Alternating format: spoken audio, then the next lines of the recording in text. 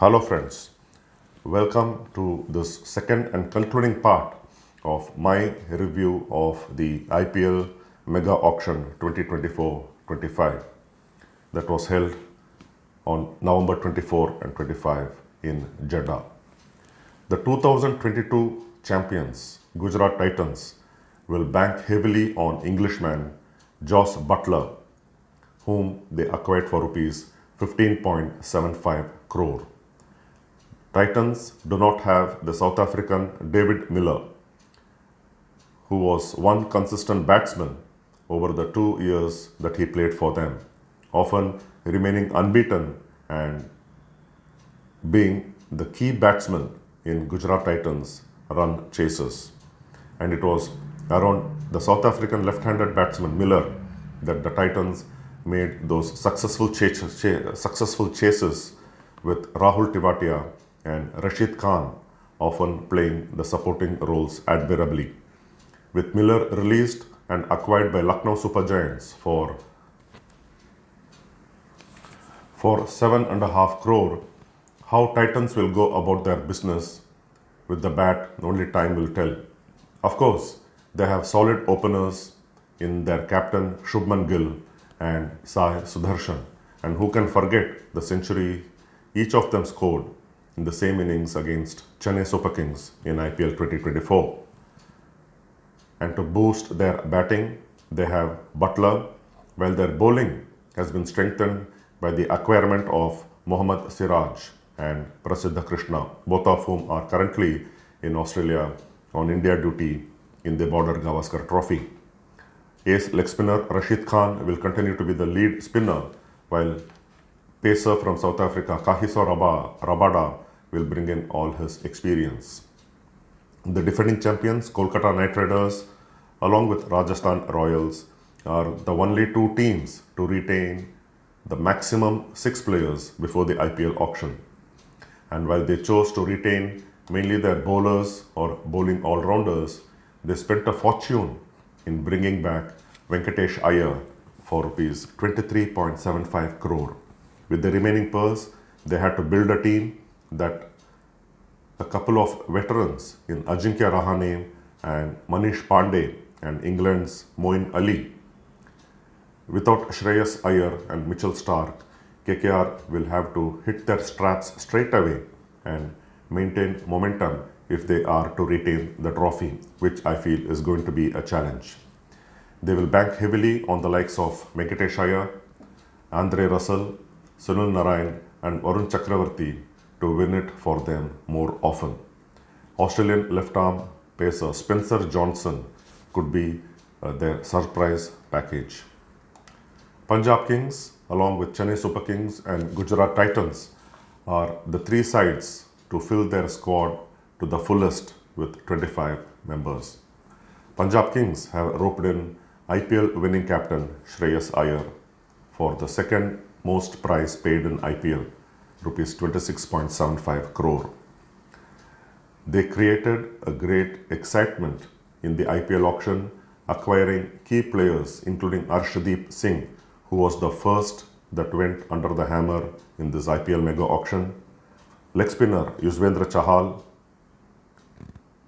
Australian all-rounder Marcus Stoinis, and the South African left-arm pacer and who can bat Marco Jansen. All 4 of them went for a combined rupees 54 crore. And to have Shreyas Iyer for rupees 26.75 crore, Punjab Kings would believe they have made the right choices to win them the IPL title that has been eluding them, the title that they have been searching since the last 17 editions. One would imagine Punjab Kings having a bright chance of fulfilling their dream of lifting the trophy. First, they have Ricky Ponting as the head coach. Not that he has won titles galore as a coach, but him being an Australian, he has some of the key playing 11 members also from his own country. Look at Marcus Stoinis, the maverick Glenn Maxwell, acquiring him for 4.20 crore rupees. Australia's T20 stand-in captain and wicketkeeper Josh Inglis, and a rising all-rounder Aaron hardy. I won't be surprised if all these 4 Australians do make it to the playing 11 in the same game as the 4 overseas players at some stage in the IPL 2025. And there is yet another Australian in their lineup, the right arm medium pacer Xavier Bartlett, who has broken into the Australian white ball format team earlier this year. And the experience of Shreyas, who will bank on T20 Pro 1 performers Arshdeep Singh and Yuzvendra Chahal to take wickets and also be economical. I don't see any reason why Punjab Kings can't win the title and why Shreyas Iyer cannot be a victorious captain for the second consecutive time. Lucknow Super Giants, the owner of whose team admonished KL Rahul publicly for the team's results in IPL 2024, they have got into the record books for the most expensive buy in IPL history, spending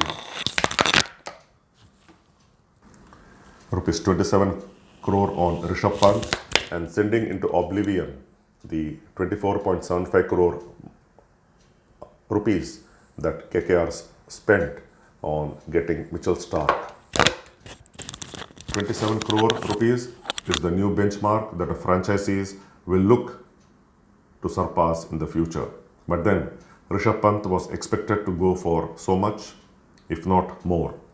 And after he was released by Delhi Capitals and was put up in the auction list, it was definitely going to be a fight among the franchisees to get Pant into their squad. What a remarkable story Pant has been. The near fatal accident in 2022 end, requiring multiple surgeries, being out of cricket for a year and a half, returning to action, becoming fully cricket fit and rejuvenated. Pant has bounced back in a fashion as if he did not miss being away from it at all. Scoring runs like he is known to in his unorthodox fashion, keeping wickets in both the white ball and, more importantly, the recent Test series against New Zealand and in Australia. Pant should in all probability be leading Lucknow Super Giants. They also have invested heavily on Avesh Khan. Avesh Khan has been an inconsistent bowler who can give away runs and lose the plot when things go against him. Otherwise, he can pick up runs up front or in the death. And he has the impressive Akash Deep to share the new ball, besides the injury-prone express bowler Mayank Yadav. Pant will also tap on the minds of international captains and able batsmen Aidan Markram of South Africa and Nicholas Puran of the West Indies if things go awry. LSG will have to really play out of their skins if they have to rise from the 7th position of IPL 2024 and go better than what they did in their inaugural edition 2 years ago when they entered the playoffs on each of the 2022 and 2023 IPL. And lastly, Royal Challengers Bangalore. Well, what can I say about Royal Challengers Bangalore? The team that looks only promising but does not deliver. Every year they say saala cup namdhe, but then the team does not walk the talk. Perhaps they should go quiet on their campaign and shout on top of their voices after actually winning the IPL title. With rupees 75 lakh unspent in the auction and 3 places left unfilled, the joke going around during the auction and after the auction was that RCB are better off keeping their money in fixed deposits and earning interests, as they are not keen on spending to earn IPL titles. The case of not using the right to match option to retain the explosive England batsman Will Jacks also irked the RCB fans. Plus, they don't have Glenn Maxwell, they don't have Faf du Plessis besides Mohammad Siraj. And their veteran wicketkeeper batsman cum finisher Dinesh Karthik has retired after IPL 2024. RCB had the maximum money left to be spent after the first day of the two-day auction. Rupees 30.65 crore were still to be spent. They delayed acquiring a left-arm bowler in spinner Krunal Pandya, who they got eventually for rupees 5.75 crore, and they also got the big hitting Australian Tim David for just rupees 3 crore. Their most expensive buy in this auction, the Australian fast bowler Josh Hazlewood for rupees 12.5 crore, who he missed the IPL 2024 for parental leave, makes a comeback to RCB colours, and they will be without Mohammad Siraj, who in an emotional statement thanked RCB and said how much he'd missed them after being part of them over the years. Having let go of Will Jacks, RCB in a way have made amends by having Phil Salt, the IPL winner with KKR in 2024 edition, and who had a better away performance than at the Eden Gardens.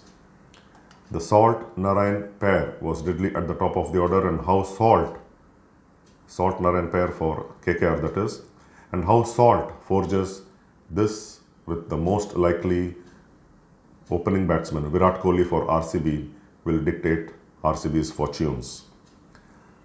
Another player RCB splurged on was the experienced Bhuvneshwar Kumar, spending rupees 10.75 crore on him.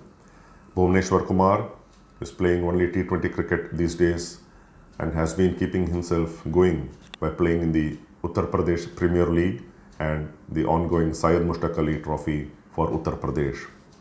His experience will hopefully come good for RCB alongside Josh Hazlewood. Whether Virat Kohli will return to captaining RCB after relinquishing it and giving it to Faf du Plessis in the last season or so remains to be seen.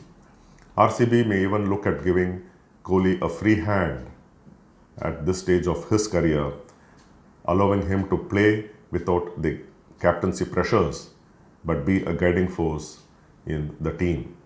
The other option is to hand over the reins to the Englishman Liam Livingstone, who was England's T20 captain in the West Indies recently in the absence of Joss Butler.